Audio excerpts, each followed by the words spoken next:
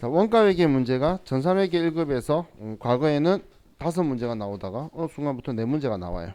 근데 또 뭐 5문제 나올 수도 있고 4문제 나올 수도 있고 그거는 뭐 랜덤이니까 알 수가 없겠죠. 자, 그럼 우리 전산회계 1급에서 우리 지금 제가 여러분한테 설명드릴 부분이 한 17가지 정도를 알려드릴 거예요. 그럼 그 중에서 4개 나올 거예요. 이건 범위가 정해져 있어요. 그래서 이론 시험 중에서 노력 대비 효익이 제일 큰 게 원가회계라고 보시면 돼요. 그럼 제가 설명하기 위해서는 숫자를 좀 써서 이해를 시켜드리기 위해서 쓸 건데, 시험 문제에서 계산하는 문제는 한 문제 아니면 많이 나와요. 2문제예요. 다 글로 나와요. 그래서 제가 말을 많이 하면서 설명을 할 건데, 여러분들도 이해 위주로 원가회계를 생각을 하시되, 그 원가회계 나중에 이런 문제 풀어보시면 원가회계를 제외하고 나머지는 얘가 답인지 아닌지 느낌이 잘 안 올 거예요. 정말 원가회계만 얘가 답이다 아니면 내가 몰라서 틀렸다라고 딱 명확하고, 나머지는 내가 지금 함정에 빠진 건지 이게 만든다는 건지 아닌 건지 느낌이 잘 안 오게 문제가 나와 있기 때문에 여러분들이 원가회계 쪽에서 점수를 좀 잘 받으셨으면 하는 게 제 바람이에요. 그래서 오늘 할 수 있는 만큼 하고 전부 다 못해요. 하고 그리고 월요일날 저와 같이 남은 부분 하고, 그리고 나서 문제 또 조금 풀은 후에 그 다음부터는 저와 같이 기출 문제 풀면서 전체적으로 이렇게 나갈게요. 자, 그럼 먼저 시작. 원가회계 목적이라고 적혀 있는데, 자, 우리 저 제일 처음 만났을 때에 그 재무회계란 뭐 관리회계란 세무회계란 이런 이야기를 했었었죠. 그때 재무회계란 외부 이용자에게 유용한 정보를 제공하기 위해서 하는 거였고, 그럼 우리가 내부 이용자에게 유용한 정보를 제공하기 위해서 하는 게 원가회계다라고 맞나요? 아니죠. 우리 내부 이해관계자에게 유용한 정보를 주는 건 관리회계였죠. 자, 우리 원가회계는 내부 이용자한테 유용한 정보를 주기 위해서 하는 게 아니에요. 이 원가회계는 우리 책에 적혀 있는 것처럼 원가회계 목적에 첫 번째 우리 재무 회계에서 외부 이용자에게 유용한 정보를 주는 수단인 재무제표에 유용한 정보를 줄 거예요. 기말 재고 자산이라든지 매출 원가라든지 이런 정보를 계산해서 줄 거예요. 또 우리 경영자들이 필요로 하는 정말 순수한 원가 회계만의 물건 가격 우리 타산도 내어줄 거고, 그리고 내부 이용자에게 유용한 정보를 준다는 관리 회계의 의사결정 권한자에게 필요한 정보까지도 생산해 줄 거예요. 그럼 이 원가 회계는 뭐 하나만을 위한 게 아니고 여러 가지 전부 다를 우리가 목적을 가지고 하는 거기 때문에 하나만 가지고 문제가 나오면 뭐 이걸 위해서 하는 거다라고 하면 오답 지문으로 찾으시면 돼요. 자, 그럼 원가회계 뭐 특징하고 있는 거는 쭉 필요 없는 정보고, 자 이제 우리 필요한 정보로 바로 넘어가도록 할게요. 자, 286페이지로 가서, 자 지금부터 저와 같이 할게. 우리 회사가 물건을 만드는데 제일 마지막 궁극적인 목적은 우리 회사가 뭘 만들든 간에 한 개당 가격이 얼마인지를 산정하는 게 목적이에요. 지금처럼 보도마카 만드는 회사라면 보도마카 한 개당 얼마인지, 근데 비행기를 만드는 회사라면 그 비행기 한 대가 얼마인지, 이걸 산정하기 위해서 이제 시작 작업들을 하는 거예요. 마지막 목표는 한 개당 가격을 우리가 아는 게 목적이다라고 보시면 돼요. 자, 그럼 일단 원가를 통제하기 위해서 우리가 필요한 게, 자, 원가의 3요소라는 게 있는데, 자, 첫 번째 우리가 물건 만드는 데에 제일 많이 돈이 들어가는 게 재료비가 많이 들어가요. 그럼 그다음 물건 만드는 데 많이 들어가는 게 노무비가 많이 들어가요. 그리고 그다음 많이 들어가는 게 뭐가 있죠? 응? 그다음 많이 들어가는 게 이거 말고 나머지는 엄청 특별하게 하나만 많이 들어가는 게 아니라 두루두루 많이 들어가죠. 그래서 그걸 우리는 제조 경비라고 하는 거예요. 그럼 재료비와 노무비를 제외한 나머지를 전부 다 제조 경비, 물건 만드는 데 들어간 경비다라고 한 번에 처리를 할 거예요. 자, 그럼 지금 얘네들을 그럼 물건 만들 때 재료비와 노무비와 제조 경비를 다 더하면 우리는 얘가 물건 만드는 제조 원가라고 할 수 있는데, 여기에 수식어로 그냥 앞에 총자라는 글자를 붙여요. 총 제조 원가. 그리고 앞쪽에 또 수식어가 붙는데 언제부터 언제까지 들어간 돈이냐, 기간적 의미로. 원래 일반 회사에서는 당월, 당주 이렇게 하는데 우리 재무회계 쪽에서는 앞에 단기 1년 동안 물건 가격 통제를 1년에 한 번 하는 회사는 없겠죠. 근데 우린 재무회계 쪽에 유용한 정보를 섞을 거라서 이걸 단기 총 제조 원가라고 표현할 수 있어요. 한마디로 이번 회계 기간 동안 들어간 모든 금액을 다 합치는 거예요. 그럼 원가회계에서는 단기 총 제조 원가라고 하는데 재무회계에서는 얘를 같은 표현으로 단기 총 제조 비용이라는 표현도 쓸 거예요. 단기 총 제조 비용이나 원가나 같은 말이다라고 보시면 돼요. 자, 그럼 우리가 이렇게 세 가지를 가지고 원가를 통제할 수가 있는데, 자, 문제는 우리 회사가 하나의 물건을 만들고 있으면 이걸로 가격을 통제할 수 있는데, 우리가 한 가지 이상의 물건을 만들고 있으면 저 금액으로 통제가 원활하지 않다는 거예요. 자, 그렇다면 우리는 여러 가지 물건을 만들고 있다면 얘네들 한 물건에만 들어가는 게 있고 공통적으로 들어가는 게 있겠죠. 그럼 하나의 물건 가격을 정확하게 산정하기 위해서는 얘네들을 이제 분류 작업을 해야 된다는 거예요. 그래서 첫 번째 분류 작업하는 게, 첫 번째가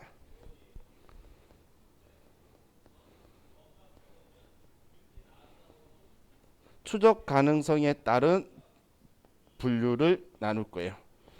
추적 가능성에 따른 분류라는 건 뭐냐면 어디에 썼는지를 안다 모른다 그거예요. 얘한테만 들어간 거면 추적 가능하다.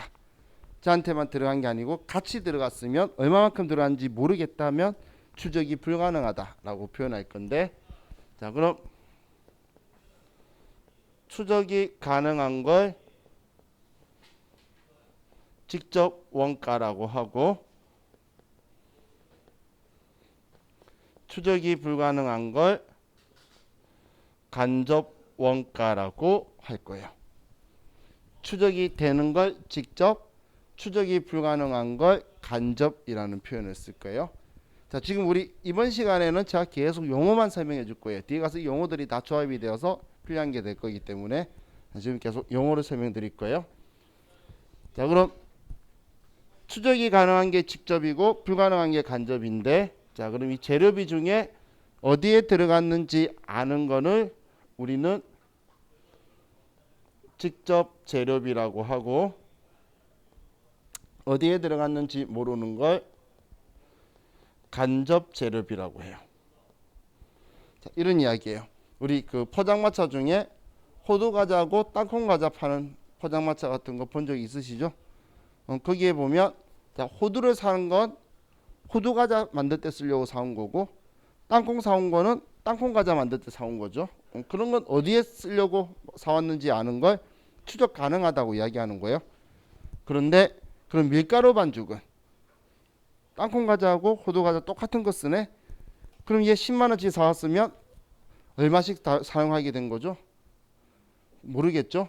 그걸 추적 불가능하다는 거예요. 그런 걸 간접 재료비라고 하는 거예요. 땅콩이나 호두 이런 거 직접 재료비, 방금처럼 밀가루 반죽 같은 거, 그런 것들을 간접 재료비라고 그래요. 또 인건비 중에서 우리가 A 제품 생산 라인에 있는 직원의 월급은 A 제품에만 집어넣으면 되겠죠. 그래서 우리 그 추적 가능한 걸 직접 노무비라고 하고, 근데 공장장이라든지 위에 간부들 여러 생산 라인을 다 관리하고 있는 사람들은, 이 사람은 A 제품, B 제품, C 제품 생산 라인을 다 관리하는 사람도 공장이 있었으니까 들어가는 월급인데 그 사람 월급은 어느 제품에 넣어야 될지 모르겠죠. 그런 것들을 우리는 간접 노무비라고 표현할 거예요. 간접 노무비. 또 우리 경비들 중에서 어디에 들어갔는지 아는 추적이 가능한 어느 한 제품에만 특허권을 얻거나 이 제품에만 외주 가격을 넣는 그런 상황이 생긴다면 그걸 우리는 직접 제조 경비 혹은 직접 경비라고 하고, 그 외 나머지 뭐 공장 건물 감가상각비나 월세라든지 공장 전기세라든지 다 같이 한 방에 들어가는 것들 있죠. 그런 거를 간접 경비라고 하는 거예요. 간접 경비. 자, 그럼 지금 재료비, 노무비, 제조 경비를 추적 가능성에 따라서 앞에 수식어를 직접이다, 간접이다라는 글자만 붙인 거죠. 얘 둘이 합치면 재료비인 거예요. 얘 둘이 합치면 노무비인 거고, 얘 둘이 합치면 제조 경비가 되는 거예요. 그럼 이 6개를 전부 다 합치면 단기총 제조 원가가 된다라고 할 수 있겠죠. 이 6개를 다 합치면 단기총 제조 원가가 된다 해도 같은 이야기죠. 이해가시죠? 자, 그럼 이런 상황에서 보면, 자, 우리는 직접 재료비는 어디에 들어가는지 알기 때문에 통제가 원활해요. 통제가. 또 직접 노무비는 어디에 들어갔는지 아니까 얘도 당연히 통제가 원활해요. 저 사람 인건비 너무 비싸면, 효율이 없으면 저 사람 안 쓰면 되는 거예요. 자기는 돈 많이 받고 싶어 하는데 회사 입장에서 효율 없으면 저 사람 안 쓰면 끝인 거예요. 그렇게 추적이 가능한 건데, 그럼 추적이 불가능한 재료비나 노무비나 간접 경비는 따로 있어봐야 별로 의미가 없기 때문에 얘네들을 전부 다 합쳐서 제조 간접비라고 표현을 해요. 간접 재료비, 간접 노무비, 간접 경비를 전부 다 합쳐서 제조 간접비라고 표현을 할 거예요. 제조 간접비. 자, 그럼 우리 제조 간접비에는 재료비가 들어가 있나요? 그렇죠. 이건 뭐야? 하다가 추적이 안 되는 재료비가 들어가 있죠. 그죠? 제조 간접비는 추적 안 되는 노무비, 재료비, 제조 경비가 다 들어가 있는 거예요. 이게 글로 쭉 나와요. 제조 간접비에는 재료비가 포함되어 있지 않다. 그럼 틀린 거예요. 추적 안 되는 게 들어가 있다는 이야기예요. 추적되는 것만 따로 빼고 안 되는 거는 구분의 의미가 없으니까 한 번에 다 합칠 거라는 거예요. 그럼 지금 얘 직접 경비라는 애가 있는데 얘가 잘 발생을 안 해요. 그래서 우리 원가액에서는 나온다면 단기 총 제조 원가를 만들기 위해서, 구성하기 위해서 쓸 건데, 근데 일반적으로 잘 안 나와서 얘를 유령 취급해 버릴 거예요. 유령 취급을 해 버릴 거예요. 그럼 지금 이렇게 적은 걸 가지고 다시 보면 단기 총 제조 원가는 얘를 유령 취급해 버린다면 직접 재료비, 직접 노무비, 제조 간접비를 더하면 단기 총 제조 원가가 된다고 볼 수 있겠죠. 지금 같은 공식 위에 있는 원가 3요소를 우리가 원가 통제가 편하도록 분류를 다르게 나누고 있는 거예요. 우리 마지막 목적이 한 개당 얼마인지 계산하는 게 목적이라서 우리가 통제할 수 있도록 분류를 나누고 있는 거예요. 자, 그럼 이 추적 가능성에 따른 분류를 가지고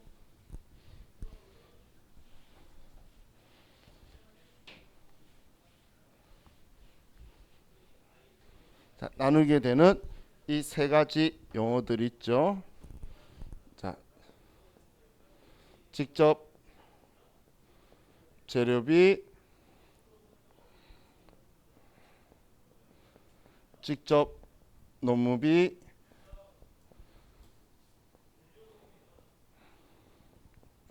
제조 간접비의 합은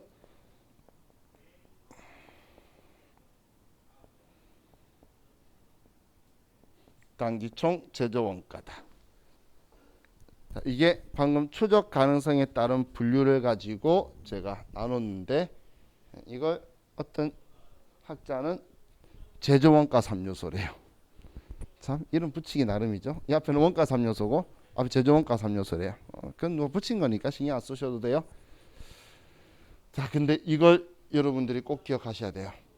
자, 직접 재료비, 직접 노무비, 제조 간접비를 더하면 단기 총 제조 원가가 된다. 순서대로 기억하세요. 자, 이거 기억 안 나면 한 문제 아니면 두 문제를 못 풀어요. 4개 나오는데. 이건 기본 베이스니까 꼭 익혀 두셔야 돼요. 자, 그럼 기본 이 베이스에서 이걸 가지고 이제 나중에 우리가 제품 한 개당 가격을 산정할 건데, 그럼 우리 A4 용지나 종이컵 만드는 회사하고 비행기 만드는 회사하고 비행기 한 대와 종이컵 한 개의 가격 산정하는 방식이 똑같을까요? 전혀 틀리겠죠. 그렇기 때문에 이제 우리 회사가 어떤 형식의 물건 만드냐에 따라서 원가 통제하는 방식이 달라져요. 그럼 먼저 이렇게 나눈 후에 추적이 가능한 직접 재료비와 직접 노무비를 먼저 더해요.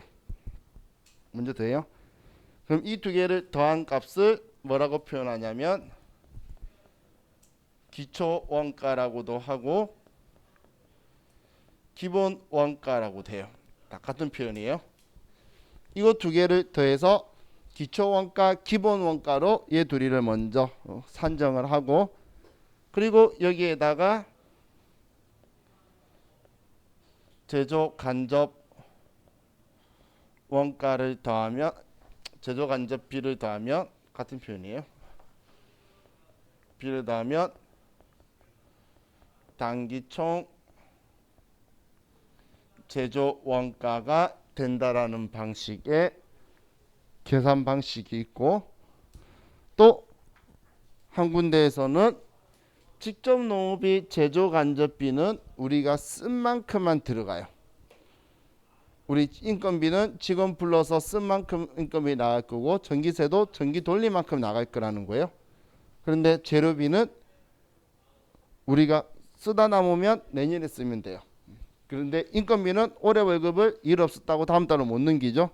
그래서 서로 틀려요. 그래서 얘 두 개만 따로 이렇게 합쳐서 얘 둘이를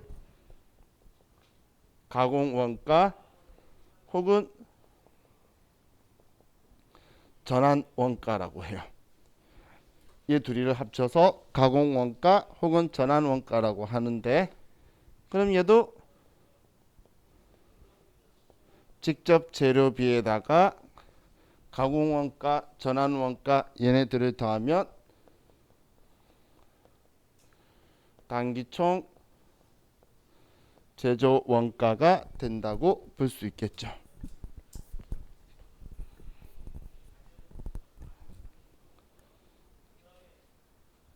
자, 지금 위에하고 아래가, 위에는 비행기 같은 거 만드는 회사에서 쓰는 방식이고, 아래는 이 보드마카나 종이컵 같은 거 만드는 회사에서 쓰는 방식이에요.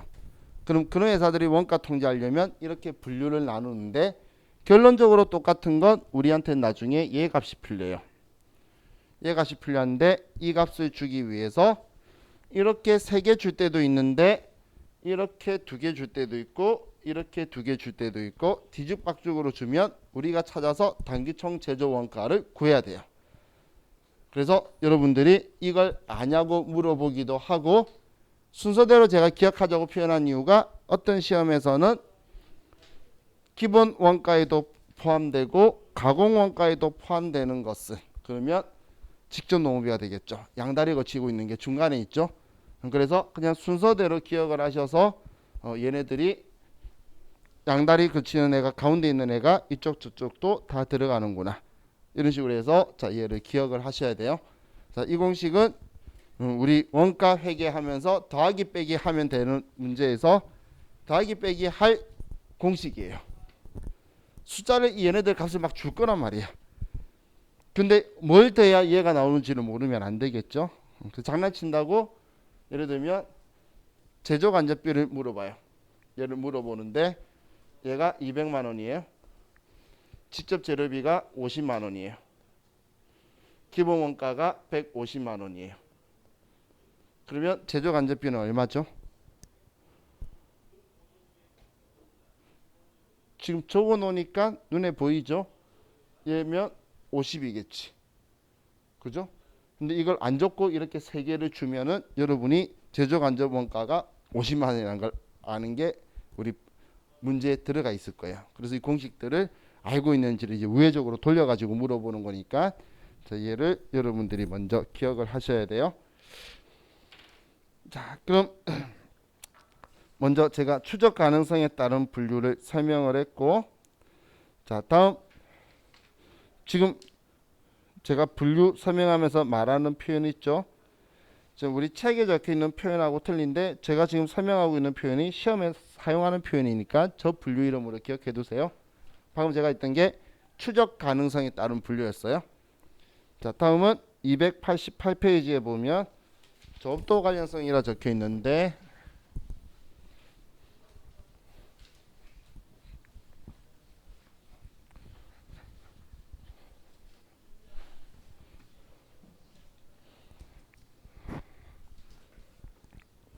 이번에는 원가 통제를 우리가 잘하기 위해서 지금 분류 작업을 계속 하는 거예요.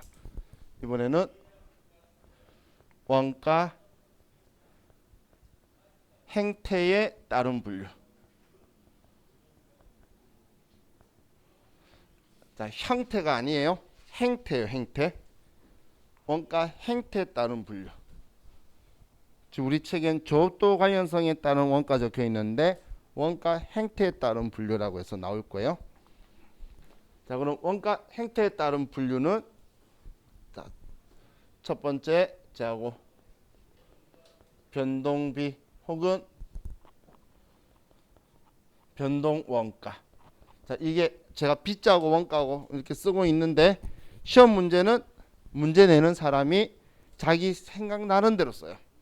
변동비라고도 하고 변동원가라고도 하고 이 앞에 단기총 제조원가라고도 하고 단기총 제조비용이라고도 하고. 그럼 마음 넓은 우리가 전부 다 알아서 다 들어줘야 돼요. 앞에 기본원가, 기초원가, 가공원가, 전환원가. 이게 재무회계 쪽으로 가는 성향인 거냐 순수하게 원가회계만 하는 거냐의 차이인데, 근데 문제 내는 사람은 자기 기본대로 쓰더라고요. 저는 같은 출제위원인데도 다른 표현 쓸 때가 있어요. 상황에 따라서. 그렇기 때문에 우리가 다 같은 거라고 느끼셔야 돼요. 자, 그럼 변동비 원가에 대해서 이거는 어떤 게 변동비 원가 행태를 그리는 거다, 이런 것들을 봐야 되는데, 자, 이건 그래프와 글로 나오는 걸 전부 다 인지할 수 있어야 돼요. 그래서 먼저 그래프 가지고 보면, 자, 우리 반 혹시 수학과 나오신 분 있나요? 수학과? 수학 좋아하시는 분 말고 수학과 나오신 분. 수학과 나오신 분 없으면, 자, 여러분은 제가 알려드리는 대로만 생각하면 평생 그렇게 쓰면 돼요. 자, 우리 X축을 조업도라고 줄 거고 Y축을 내가 원하는 결과값을 둘 거예요. 이게 경영학과 우리의 일상생활이에요. 제가 왜 수학과를 이야기하면, 수학과는 Y축이 움직이는 것에 따라서 X축의 값이 들어가는데 그건 수학한 사람들 이야기고, 수학을 제외한 모든 경제학과 모든 우리 논문에 쓰는 방식은 X축의 움직임에 따라서 내가 원하는 값을 Y축에 둘 거예요. X축에 둔다는 게 이거예요. 내가 뭘 많이 만든다면, 일을 많이 시킨다면, 뭘 많이 한다면 내가 원하는 돈이 얼마 나올 것이냐, 뭐가 얼마 나올 것이냐를 Y축에다 두는 거예요. 그러면 Y축이 주제죠, 내가 보고 싶은. 그럼 여기에 총 원가를 둔다라면 전체 총 돈이 얼마 들어가느냐, 자, 이런 걸 볼 건데, 변동비 원가 행태를 그리는 거는 주로 재료비 같은 게 들어가요. 자, 예를 들었을 때, 자, 짜장면 한 그릇에 밀가루가 200원 들어간다고 볼게요. 짜장면 한 그릇에 밀가루가 200원이 들어가요. 자, 그럼 우리 회사가 이제 조업도가 내가 기준 잡는 게 짜장면 몇 그릇 만든다면, 이게 조업도예요. 짜장면 많이 만들면, 작게 만들면, 그러면 지금 원하는 건 총 밀가루 가격은 그럼 얼마 들어갈 거냐. 자, 이걸 가지고 볼게요. 자, 우리 회사가 짜장면을 100그릇을 만들었어요. 그러면 총 밀가루 가격은 얼마가 들어가죠? 한 그릇에 200원씩이면 2만원 들어가겠죠? 그럼 2만원치 들어갈 거고, 그럼 200그릇 만들면 4만원치 들어가겠죠? 300그릇 만들면 6만원 들어갈 거고, 400그릇 만들면 8만 원 나오게 되겠죠. 지금 제가 쓴 거는 우리 흔히 말하는 만나는 접전의 접전을 서로 찍어보면 자 이렇게 나와서 이걸 우상향 곡선이라고 표현하죠. 우리가 흔히 이걸 비례곡선이라 표현하잖아요. 많이 만들면 짜장면 많이 팔면 당연히 밀가루 많이 들어가고 짜장면 작게 팔면 당연히 밀가루 작게 들어간다 그 이야기예요. 이해가시죠? 그럼 우리 변동비의 총원가 그래프는 얘는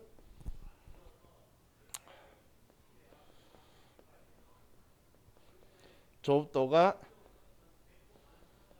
증감하면 총 원가는 비례적으로 증감한다라고 표현을 해요. 총 원가는 비례적으로 증감한다.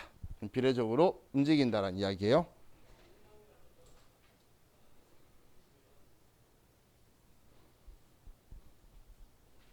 아직 이상한 걸 붙이길래 뭔가 해서 봤어요. 자, 그럼 자, 이번에는 똑같이 변동비인데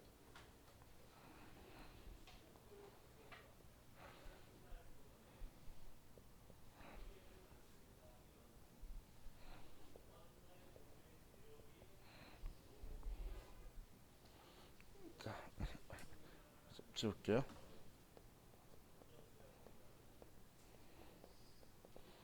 자, 그럼 이번에는 Y축에 단위당 원가를 두는 거예요. 이번 그래프의 주인공은 단위당 원가예요. 단위당 원가. 자, 단위당 원가라는 건 내가 정한 최소 1단위다. 예를 들면 짜장면 한 그릇당 혹은 우리 뭐 시간으로 정하면 1시간당 1분당 밀가루 100g당 내가 정한 최소 1단위에 얼마씩 들어가느냐 이런 걸 따질 거예요. 이런 걸. 자, 그럼 자, 이야기 잘 들어보세요. 어려우면서 쉬운 거예요. 자, 짜장면 한 그릇에 밀가루가 200원치 들어가요. 200원씩. 자, 그럼 짜장면 100그릇을 만들었어요. 그러면 짜장면 한 그릇에는 밀가루가 얼마씩 들어갈까요?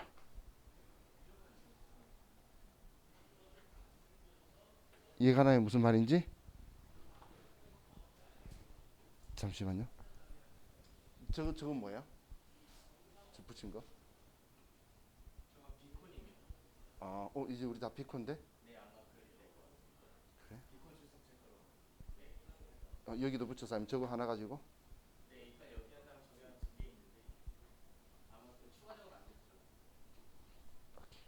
나 랜선. 랜선. 죄송해요. 우리 친절한 직원이었어요. 비콘이 뭔지 모르죠?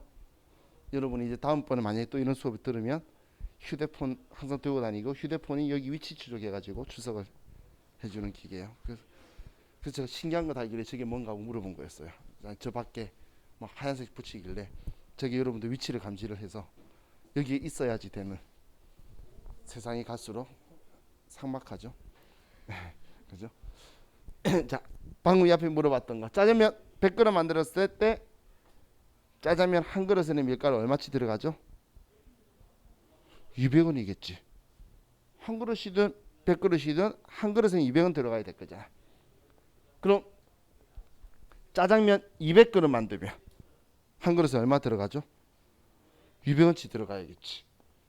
그럼 짜장면 300그릇 만들면 그래도 한 그릇에는 200원치 들어갈 거고 400그릇 만들어도 200원 들어가고 이게 단위당 원가예요. 내가 짜장면 많이 만들든 작게 만들든 짜장면 한 그릇에는 똑같은 금액이 들어가야 될 거잖아. 이게 재료비의 단위당 원가예요. 변동비 그래프를 그리는 원가 형태를 그린다는 거예요. 그럼 지금 이걸 가지고 뭐라고 표현하냐면 조업도가 증감하여도 단위당 원가는 일정하다라고 하는 거예요. 조업도가 증감하여도 단위당 원가는 일정하다. 조업도가 증가하든 감소하든 한 그릇당 단위당 원가는 200원으로 일정하잖아요. 자, 이 그래프도 여러분들 눈을 익혀야 돼요. 그래프가 1, 2, 3, 4번이 다 그래프가 있을 거예요. 그럼 그거 가지고도 물어보고 이렇게 글로도 나올 거예요. 그럼 변동비까지만 볼 때는 많은 분들이 그래 라고 생각하는데, 자 이제 고정비에 대해서 볼게요. 고정비.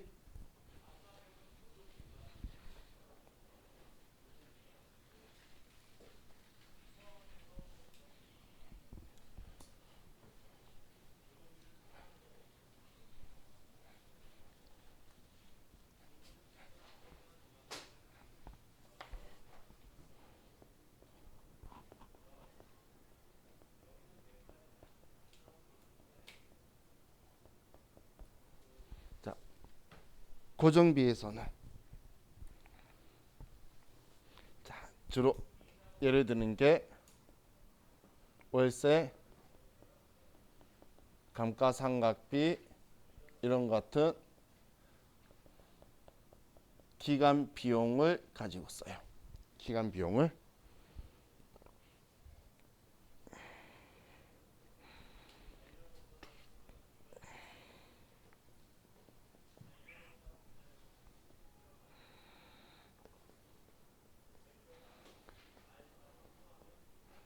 항상 그래프 볼 때는 자 여러분들이 이제 앞으로 뭐 살아가면서 신문이나 이런 거 볼 수도 있죠.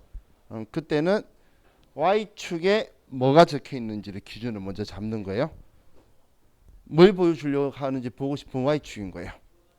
Y축에 지금 얼마만큼의 수치인지를 보여주고 싶은 거예요. 자 예를 들어요. 자 중국집 월세가 한 달 월세가 60만 원이에요. 60만 원. 자 그럼 이거 가지고 이제 보면 자, 이 중국집에서 짜장면을 100그릇을 만들었어요. 그럼 월세는 얼마일까요? 60만 원이겠죠? 그럼 짜장면 200그릇 만들면 그래도 60만 원이겠죠? 짜장면 300그릇 만들면 그래도 60만 원이죠? 400그릇 만들면 그래도 60만 원. 이번에는 고정비 원가 형태 그리는 건 총원가 그래프가 일정하게 나오죠. 이 앞에 변동비 원가 형태 그리는 거는 단위당 원가가 200원으로 일정한 건데, 이번에는 고정비 원가 형태를 그리는 이런 요소들은 총원가 그래프가 일정하다는 거예요. 그럼 얘 가지고 표현할 때 조업도가 증감하여도 총원가는 일정하다라는 규칙이 나오게 되는 거예요. 자, 변동비만 볼 때는 좋았는데 점점 늘어나고 있으니까 얘네들이 이제 구분을 잘해야겠구나라는 생각이 들죠. 자, 그럼 이번에는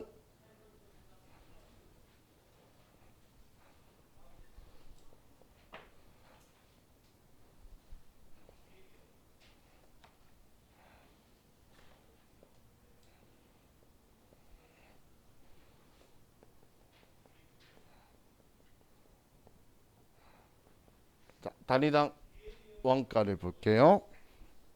자, 단위당 원가라는 건 자, 여러분들이 짜장면 한 그릇에 드실 때 거기 원가는 그 짜장면 안에는 재료비도 들어가 있지만 거기 집에 전기세, 인건비 그리고 월세 이런 게 다 녹아 들어가 있겠죠. 그럼 이 짜장면 한 그릇에 이 월세를 얼마씩 넣어야 되냐라는 거예요. 자, 그럼 월세가 60만 원인데 짜장면 100그릇을 만들었어요. 그러면 한 그릇에 월세를 얼마씩 넣어야지 60만 원이 되죠? 6천 원씩 넣어야 되겠죠? 그러면 얘는 6천 원치 넣어야 100그릇 팔면 월세 60만 원 된다는 거예요. 일단 얘는 망한 거죠. 그죠? 짜장면 한 그릇에 월세만 6천 원 들어가면 이제 망한 거죠. 그럼 200그릇을 만든다면 그러면 3천 원만 들어가면 되겠죠. 그죠? 그럼 300그릇 만든다면, 그렇죠. 그럼 2,000원만 넣으면 300그릇 하면 60만 원이 만들어지겠죠. 그럼 400그릇 하면 400그릇이면 1,500원만 넣으면 되겠지. 이해가시나요? 어떻게 이 금액들 나왔는지. 그럼 지금 만나는 접전의 선을 기울기를 이렇게 연결해 보면 이런 형태의 그림이 나오게 되죠. 우리 이걸 반비례 그래프라고 말하잖아. 한마디로 짜장면을 많이 팔면 많이 팔수록 한 그릇에 들어가는 고정비는 작아지는 거예요. 얘는 월세나 강도상비는 그게 강남에서 가능한 거예요. 자, 예를 들면 여러분 집 앞에 치킨집 있죠. 그리고 강남역에 내려가도 치킨집이 있어요. 자, 여러분 집 앞에 치킨이 비쌀까요? 여기 치킨이 비쌀까요? 자, 내려가는 길에 한 마리 사서 집 앞에 있는 거 사시면 집 앞에 있는 닭이 비싸다는 걸 알 거예요. 여러분 집 앞에. 자, 여러분 집 앞에 있는 통닭집의 월세는 얼마일까요? 대충 100에서 뭐 많아야 200이에요. 100에서 200.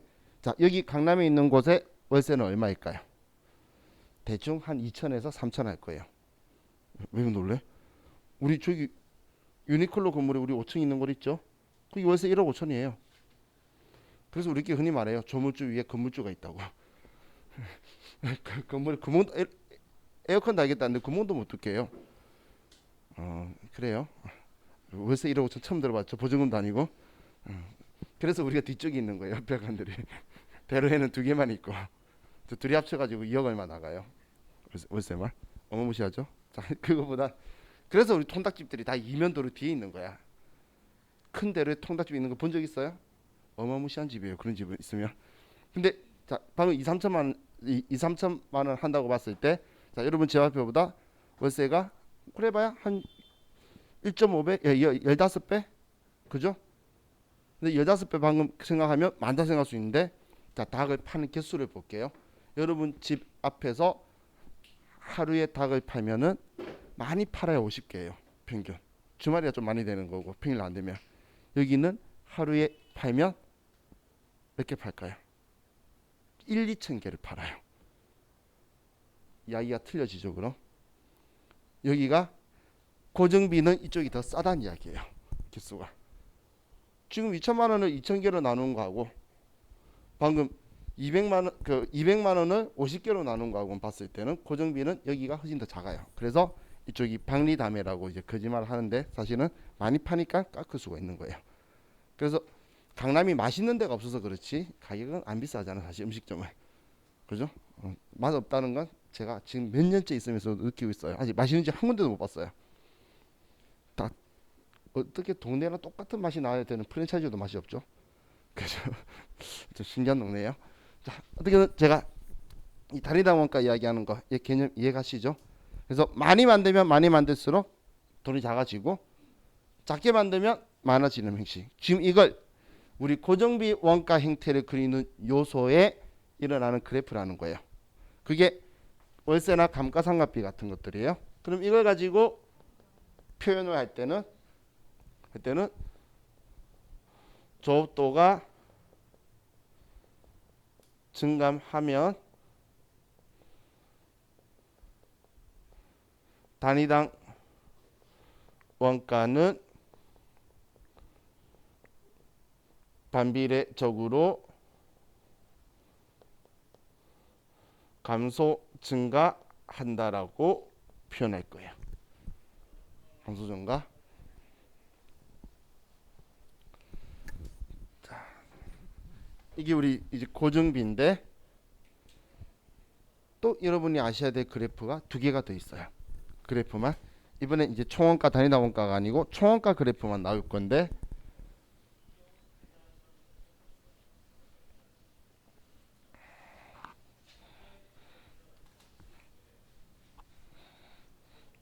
이쪽에부터 보면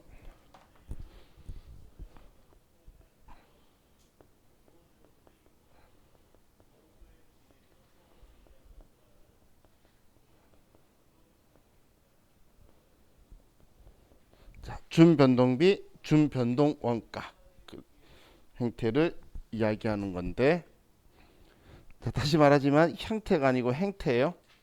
형태는 또 다른 분류가 있어요. 형태가 아니고 행태예요. 왜냐면 전에 그렇게 해서 문제 나온 적이 있어서 제가 이야기하는 거예요.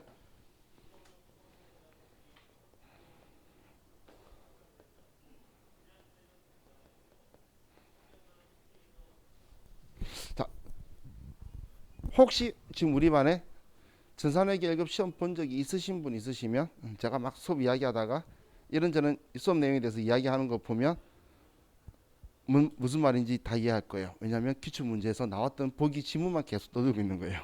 제가 말하고 있는 것도 웬만한 우리 재무회계한테 엄청 많이 떠들거든. 그러니까 재무회계 이론 문제가 5개 나오는데 거기 나온 지문에 섞여 있는 걸 다 떠들고 있는 거예요. 근데 분계필요한 건 쓰고 있고, 말로 나오는 거는 나올지 안 나올지 모르는데 겨우 5개인데 알려줘야 될 거는 한 몇백 개가 되니까 계속 말로 떠들고 있는 거예요. 그래서 시험 보신 적 있으신 분들은 제가 뭘 떠드는지를 거의 알아요. 기출문제 풀어본 적 있으니까. 그럼 나중 되면 시험 보다가 제 생각만 나요. 제가 앞에 떠들었는데 뭐라고? 근데 뭐라고 떠드는지 기억은 안 난다. 들은 적은 있다. 이제 그런 생각이 날 거예요. 이번 강의는 그런 거 아니에요. 제가 말한 거 기억나면 푸는 거고 기억 안 나면 못 푸는 거예요. 그래서 쉬워요. 정확하게 인지만 하시면 돼요. 자, 변동비는 우리 변동비 총원가 그래프는 이런 거였죠. 변동비는 총원가 그래프가 이런 거였고, 고정비의 총원가 그래프는 이런 거였잖아요.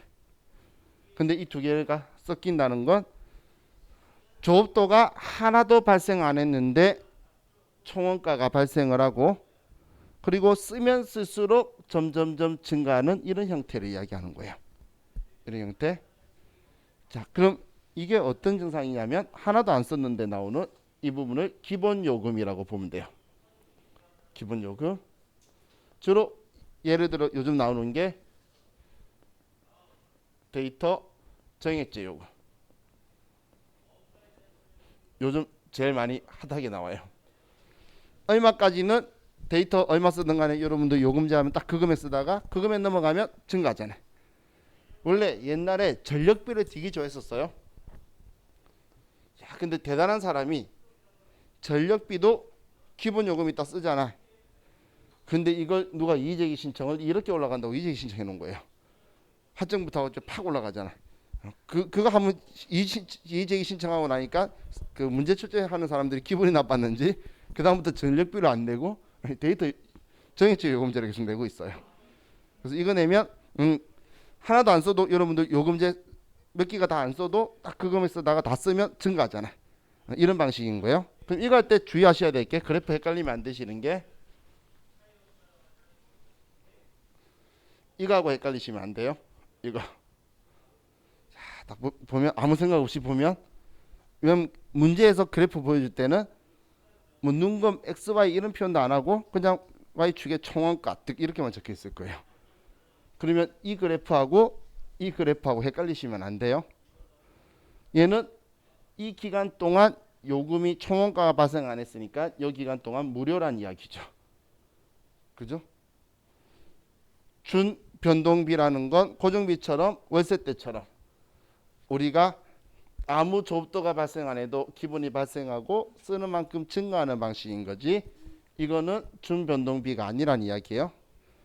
얘는 이런 경우의 그래프는 우리는 이렇게 잘라버려서 그냥 변동비로 만들어버리고 이때 이 부분은 없애버리는 거예요. 그래서 이 그래프가 나오면 얘는 틀렸다라고 생각하시면 돼요. 자, 그리고 이제 네 번째, 준고정비. 자, 얘는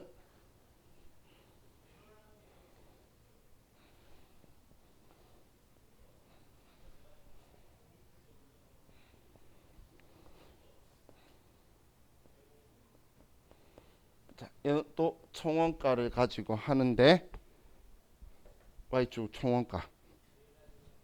예? 아, 준변동명가를 썼어요. 정신 줄난 거예요. 준고정원가.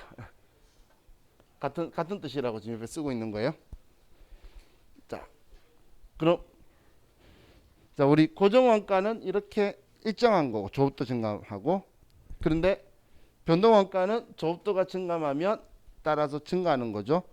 자, 시험에서 얘 자주 나오는 방식이 우리 기계, 장치, 임차료 가지고 나와요. 우리 기계 장치를 빌려서 물건을 생산하는데 우리가 이 기계를 가지고 1000개의 물건을 만들 수 있는 거예요. 그럼 한 개 빌리는데 100만 원이면 우리는 한 개 빌렸을 때 1000개 만들 때까지는 100만 원 드는데 1001개를 만들어야 되면 우리는 기계를 한 개 더 빌려야 된다는 거예요. 무슨 표현인지 이해가시나요? 그럼 한 대 만들면서부터 우리는 기계 장치 한 대를 빌리니까 100만 원이면 되다가 1000개가 넘어가는 순간 나는 한 개를 더 빌리는 거예요. 그러면 총 원가가 한 개 더 빌리니까 200만 원으로 늘어나는데 얘도 이제 일정 조업도 구간까지 2000개까지는 일정하다가 만약에 한 달 동안 이제 한 개를 더 만들어야 되면 한 개 더 빌려야 되겠죠. 그러면 300만 원인데 얘 또한 3000개까지만 이렇게 가게 되겠죠. 그래서 중고정 원가는 일정 조업도 구간까지는 일정하다가 그 조업도 구간을 넘어가면 우리 변동비 그래프처럼 증가하는 형태, 이걸 우리는 준고정 원가라고 해요. 지금 제가 쓴 것처럼 이렇게 그래프를 보일 때도 있고 이 사이를 이렇게 세로로 써서 계단 형태라고 표현할 때도 있어요. 계단 형태든 저렇게 하든 우리 같은 거라고 느낄 수 있겠죠. 그래서 이걸 우리는 중고정 원가 형태를 그린다라고 보시면 돼요. 자, 이게 288페이지의 자, 원가에 대한 이야기고, 자 3번에 의사결정 우리 전략 수립 목적 위한 원가 분류 적혀 있는데, 자 이것들 설명만 드리고 용어 설명만 드리고 우리 쉴게요.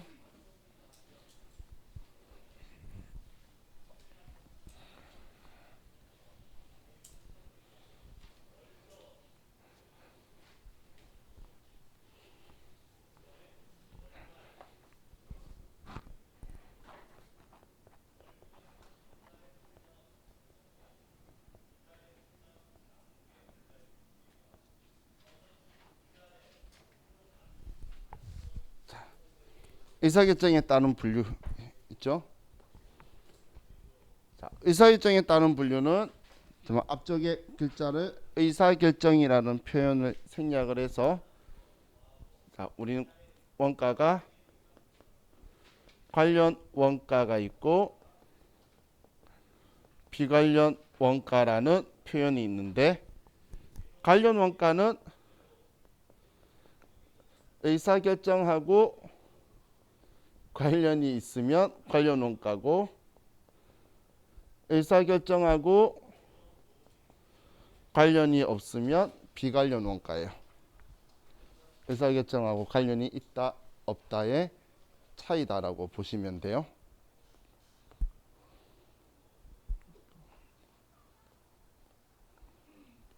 자, 그럼 이제 이 관련 원가 비관련 원가가 이 두 개를 가지고 표현하는 게 아니고, 자 보세요. 자, A라는 여자가 있어요. 이 여자가 남자 A,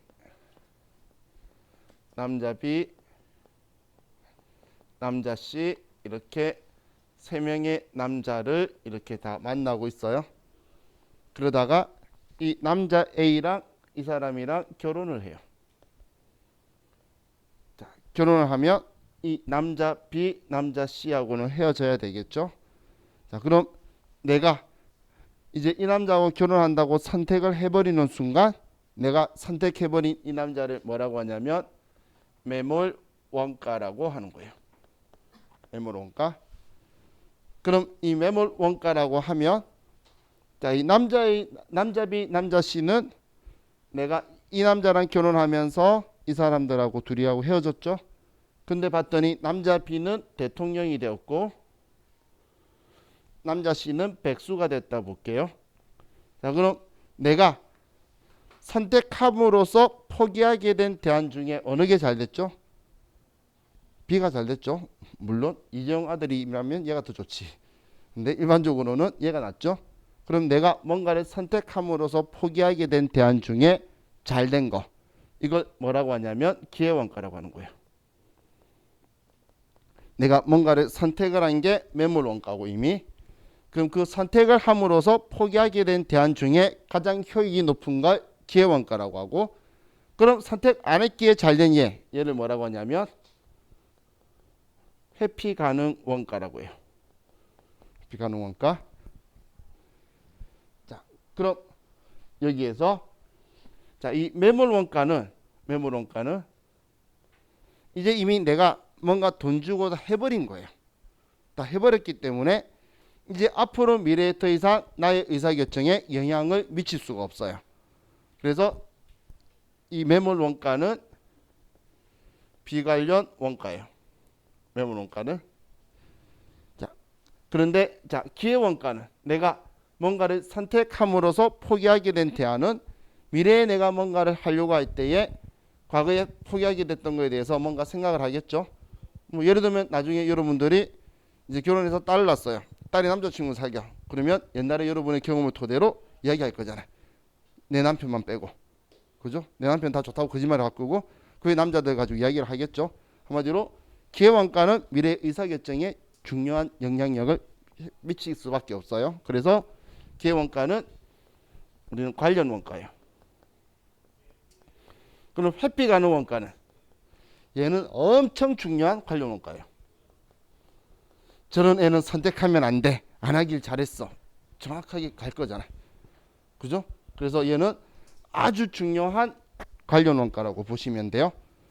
그럼 이 매물 원가에서 나중에 금액을 물어볼 때 있는데, 매물 원가는 취득 원가가 아니고 얘는 역사적 원가예요. 역사적 원가라는 건 장부가액을 이야기하는 건데, 장부가액. 자, 장부가액이라고 표현하는 건 유형자산은 취득원가의 감가상각 누계액을 뺀 게 장부가액이죠. 기억나시나요?